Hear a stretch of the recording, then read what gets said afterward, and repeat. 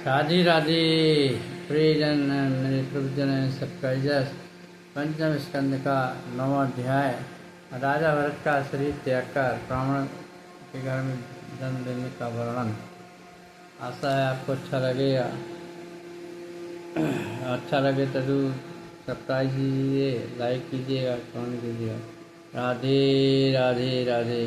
ओम राधवते नमः। ओम सरस्वती नमः। ओम बुद्धभ्यो नमः। ओम राणवते नमः। ओम राणवते नमः। ओम नमो भगवते वासुदेवाय नमः। ओम नमो भगवते वासुदेवाय नमः।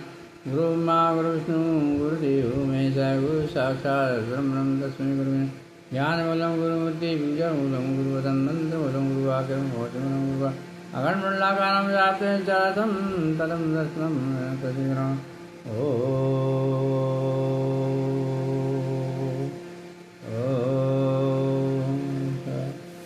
तो नवाध्याय राजा भरत का हिरण शरीर त्याग कर ब्राह्मण के घर में जन्म लेने के वर्णन का प्रसंग है।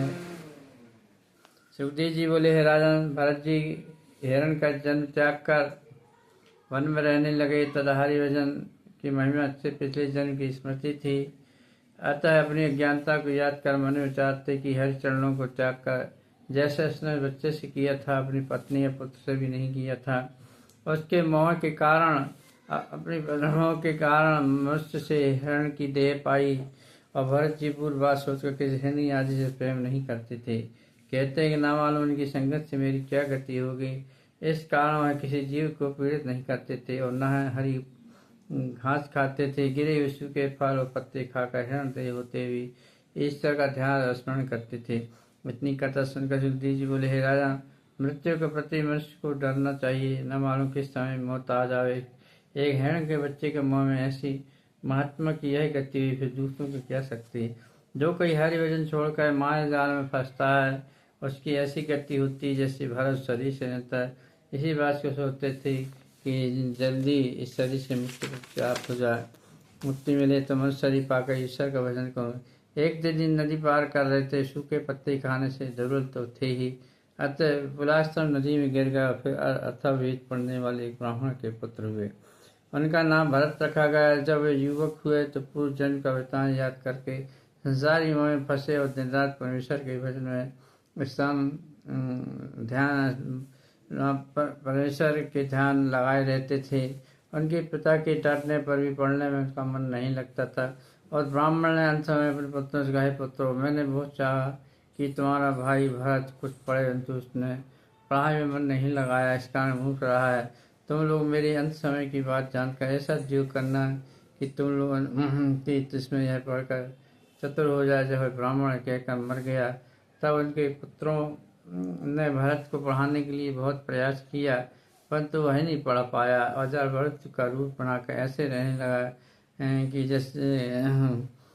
जैसे कोई उसे खिला दे तो खा ले, पिला दे तो पी ले, नहीं तो कुछ सोच न करके दिन रात परमेश्वर के ध्यान में मगन रहता था।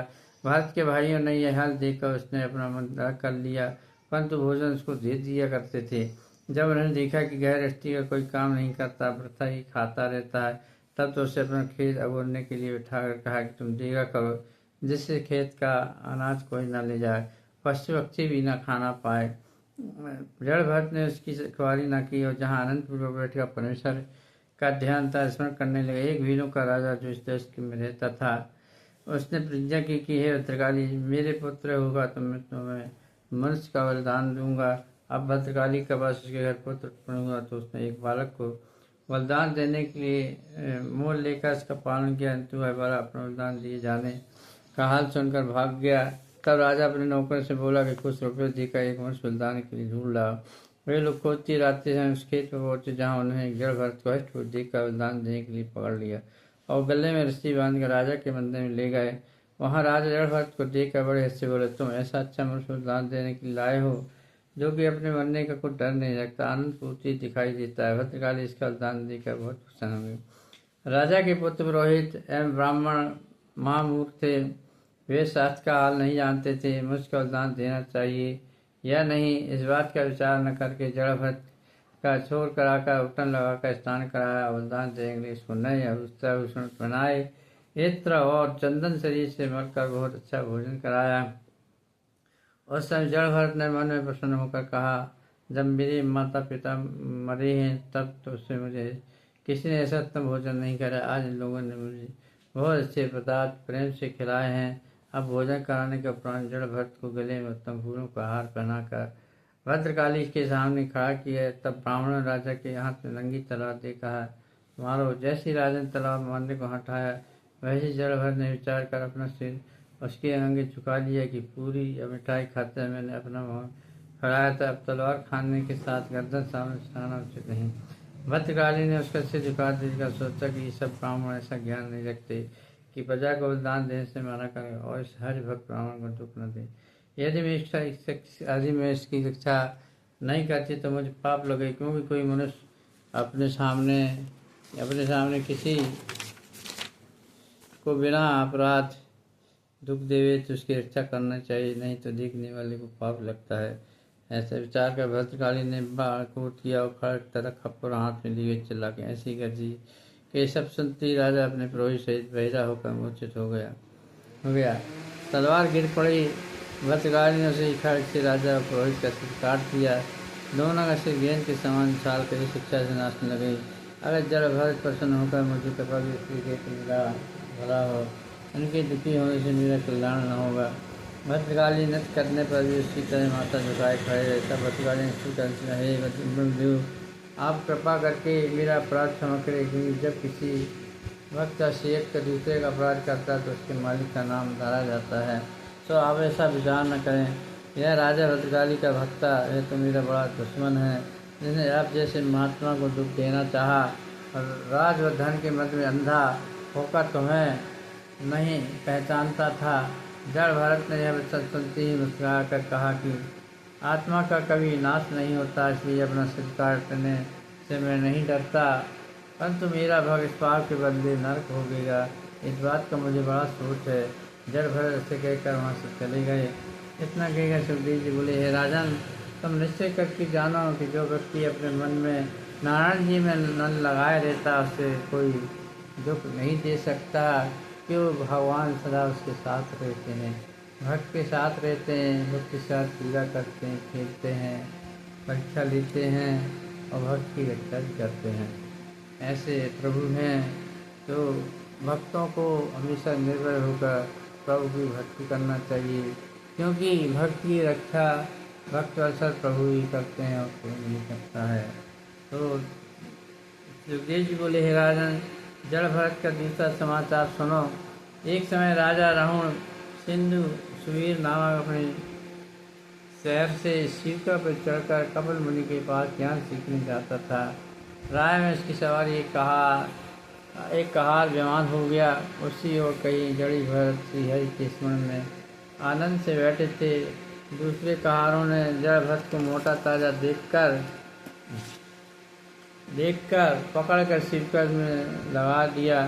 जड़ भरत आनंदपूर्वक राजा को पालकी उठाए चले जाते थे। इस सम्मान का उनका कोई सोच नहीं था, कोई विचार नहीं था, परंतु पृथ्वी को देखती हुई चींटी हर जीव को बचाते हुए पैर रखते थे। अतः जब कई बार पालकी हिल गई तब राजा ने बहुत से कहार को देखकर कहा, तुम लोग पालकी क्यों हिलाते हो? कहार बोले, हमारा कोई दोस्त नहीं है, यह नया कहार पालकी हिलाता है।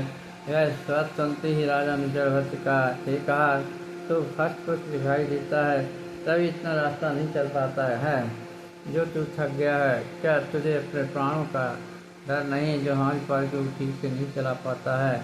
जड़ भरत यह वचन सुनकर चुप ही रहा। राजा को कुछ उत्तर न देकर मन में सोचने लगा कि शरीर को कर्मानुसार ही दुख सुख भी मिलता है, परमेश्वर दोनों से अलग रहकर सदा एक ही रीत से रहते हैं। यह कहकर जड़ भरत चुप हो गए। तब राजा क्रोध में करके बोला, हे कहार, तो हमारी बात का उत्तर क्यों नहीं देता है? यह वचन सुन जड़ भरत ने विचार किया कि वह अपने को बड़ा ज्ञानी समझता है, अतः इसका दंड उठाना चाहिए। ऐसा विचार कर जड़ भरत हंसकर बोले, राजा, तुमने कहा कि तू बहुत राह नहीं चलता, जो थक गया हो सो जो व्यक्ति बथाई फिरता है और दुख पाने में असमर्थ हो जाता है, क्योंकि वह ऐसा कर्म नहीं करता जिससे आय छूट जाए। आपने कहा कि तू दुर्बल नहीं मोटा दिखाई देता है राजा। जिसे जीव कहते हैं राजा चेतन रहकर न मोटा होता है न दलो होता, सदा एक सा रहता है। हरिओम। और ये उसे दुबला कहो तो ऐसा समझो कि उसकी विराट रूप में सारा जगत 14 लोग वर्तमान में शरीर नाश होने वाला है। कई हष्ट तो कई डोलर रहता है। जिसने से अनित शरीर में प्रीति लगाई उसे इन बातों का विचार करना चाहिए कि तुमने जो कहा तू मरने की इच्छा रखता है तो मेरे लिए जीना न मरना दोनों बराबर हैं, क्योंकि बिना मृत्यु आए कोई नहीं मरता है। हे राजन, परमेश्वर का प्रकाश मेरे तुम्हारे सभी जीव में शरीर में एक समान है, अतः मैं स्वामी और सेवक को एक समान मानता हूँ। तुम इस शरीर तक राजा हो, मरने के बाद हम अथवा आप दोनों ही बराबर हो जाएंगे। इसलिए तुमको यह शक्ति नहीं कि जो अविनाशी पुरुष आत्मा को दुख दे सके। इसी झूठी काया को चाहे सो दंड दे दो, चाहे दुख सुख से हमें कोई प्रयोजन नहीं रखते हैं। यह वचन सुनते ही जब राजा को ज्ञान हुआ तब वह पालकी स्तर पर और जड़ भरत को दंडवत करके बोला, है महाराज, मैंने इस सारी जाल में फंसे रहने से तुमको पहचाना नहीं। सच बताओ, तुम ऋषिवर हो या किसी महापुरुष का अवतार होकर अवधूतों की तरह अपना भेद बदलते रहते हैं। आप कृपा करके अपना भेद बताइएगा और मुझे ज्ञान सिखलाकर वह सुंदर से पार उतारिएगा। मैं शंकर जी के शुरू से और यमराज चंद्रसूर अग्नि किसी देवता से नहीं डरता हूँ, परंतु ब्राह्मण साप से बड़ा डरता हूँ, अतः मेरा अपराध क्षमा करें। यह बात सुनकर जड़ भरत ने कहा, हे राजा, यह जी अपने कर्म से कभी देवता होता तो कभी मनुष्य देह में राजा होता और कभी भिखारी भी बन जाता है। यह गति इस देह को समझकर परमात्मा को जैसे जीव कहते हैं उन सबसे अलग जानना चाहिए, पहचानना चाहिए। इतना कहने के पश्चात जड़ भरत ने अपने पूर्व जन्म का जो हाल राजा राहुगण को वर्णन किया। जड़ भरत द्वारा राहुगण को ज्ञान उपदेश देते हैं। जड़ भरत बोले, हे राजा, मनुष्य का ज्ञानता तो देखो, वह अपने कानों से जिन स्त्री पितरागों के दुर्वचन सुनकर दुख पाता है और फिर उन्हीं की मोह माया में फंसा रहता है। झूठ सत्य बोलकर किसी तरह कमाकर उन लोगों का पेट पालता है। जिस प्रकार चोर एक ठग धनी लोगों को अवसर पाकर लूट लेता है, उसी प्रकार 6 ठग मनुष्य के साथ आटों पर रहकर उसके शुभ कार्यों को चुरा लेते हैं। इन 6 ठगों में एक चोर मन को समझो, इसके अलावा अन्य 5 चोर एक ठग काम क्रोध लोभ और इंद्रियां हैं, जिनके वश में रहकर अशुभ कार्य करने से मनुष्य एवं ठग और चोरों के वश में न रहकर उल्टा उन्हें अपने वश में रखे। जब जड़ भरत ने इस प्रकार कर्मों को ध्यान किया तब राजा राहुल ने पुनः जड़ भरत को अपना मस्तक नवाते हुए प्रणाम किया। राजा राहुल द्वारा मनुष्य योनि की प्रशंसा करने का बतान आप करता हूँ। जड़ भरत द्वारा इतना ज्ञान सुनकर राजा राहुल ने जड़ भरत से विनती करते हुए कहा, हे महाराज, मनुष्य योनि से बढ़कर उत्तम कोई अन्य योनि नहीं होती है। इसी से तुम्हारे जैसे ज्ञानी महात्मा का दर्शन प्राप्त होता है। अतः मनुष्य का जन्म देवताओं से भी बढ़कर होता है और उत्तम होता है। यद्यपि देवता परमेश्वर की तपस्या ध्यान करें तो मौत के अलावा अन्य दूसरा मनुष्य को प्राप्त नहीं होता है। पर मनुष्य जो भी अभिलाषा करता है और भगवत स्मरण करता है, उसकी वह इच्छा अवश्य पूरी होती है। अतः मैं मनुष्य योनि को देव योनि से देव योनि से श्रेष्ठ समझता हूँ और श्रेष्ठ मानकर मैं नमस्कार करता हूँ। रावण के वचन सुनकर जड़ भरत ने कहा, राजन, जो आते तुमसे कहीं तुम उनका तात्पर्य समझिए नहीं। राजा रावण बड़े, महाराज, मैं संसारी प्राणी अत्यंत मूर्ख ज्ञानी हूँ। यह ज्ञान मेरी समझ में मेरी बात नहीं आता है, इसलिए आप इसे पुनः खबर कर मुझे विस्तार पूर्वक समझाइए। यह वजह सुनते ही जड़ भरत ने मुस्कुराकर कहा, राजा, यह ज्ञान जप तप पूजा यज्ञ करने से, वृक्ष होकर वन में रहने से, पंचाग्नि के ताप होने से, जल में निवास करने, भोजन दान करने पर भी प्राप्त नहीं मिलता है। इन सब कर्मों के कारण से मनुष्य हृदय में अहंकार उत्पन्न हो जाता है कि मैंने ऐसे शुभ कर्म किए हैं जो मेरे समान धरात्मा कोई दूसरा नहीं है। ऐसे शुभ करने पर भी अहंकार होने के कारण उसका सब ज्ञान नष्ट हो जाता है। जब तक कि वह अहंकार को त्याग कर संत महात्माओं के चरणान बिंदों में कीरज अपने मस्तक धारण नहीं करता, तब तक यह ज्ञान उसको प्राप्त नहीं होता है। परंतु भगवत कृपा के बिना संत महात्माओं का दर्शन भी नहीं होता है और बहुत कठिन है। ये रघुवन, तुम समझते हो कि हम राजा हैं, सो मैं भी पूर्व जन्म में भरत नाम सातों द्वीपों का राजा हुआ करता था, परंतु वहाँ पर रहने से अपना कल्याण न समझ कर राज सिंहासन छोड़ दिया और वन में जाकर श्री हरि चरणों का हरि की चरणान बिंदों का ध्यान करने लगा। तुम अभी तक अपने राज संपत्ति के अहंकार में डूबे हुए हो, इसलिए दूसरे प्राणियों पर दया नहीं करते हो। जिस प्रकार परमेश्वर का प्रकाश तुम्हारे ध्याय में व्याप्त, उसी प्रकार परमात्मा का प्रकाश समस्त के देह में प्राप्त होता है। जो अपने सुख भोग के लिए इनको कष्ट देते हो, यह बहुत ही अनुचित है, अनाचार है, अत्याचार है। इस प्रकार के ज्ञान सुनकर राजा रण मारे थर थर के कांपने लगा और हाथ जोड़कर जड़ भर से कहने लगा कि महाराज, मैं ब्राह्मणों के हिसाब से बहुत भयभीत देता हूँ, कहीं ऐसा न हो जाए कि आप मेरे लिए कोई बस में कोई साफ दे डाले। नारायण नारायण। आज का प्रसंग को मैं यहीं विराम देता हूँ और कल पुनः आपके सामने पंचम स्कंद का 13वां अध्याय जड़भट्ट का राजा रहूँ कई धनवार वेश का वृत्तांत सुनाते हैं, उसे कल सुनिएगा। तब तक के लिए राधे राधे।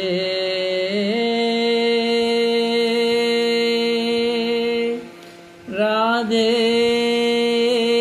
राधे। आजा मेरे हृदय में समा जा। राधे राधे।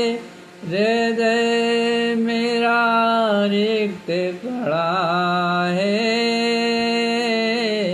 राधे राधे।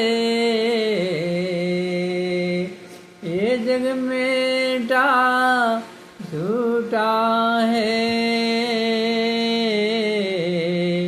ये सारा जग झूठा है। राम भजन में मन न लागे,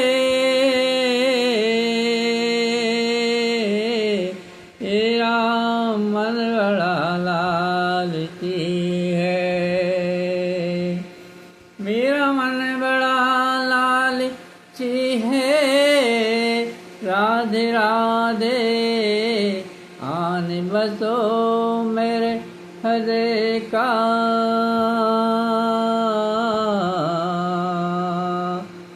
द्वार काली है हृदय का, रिक्त है।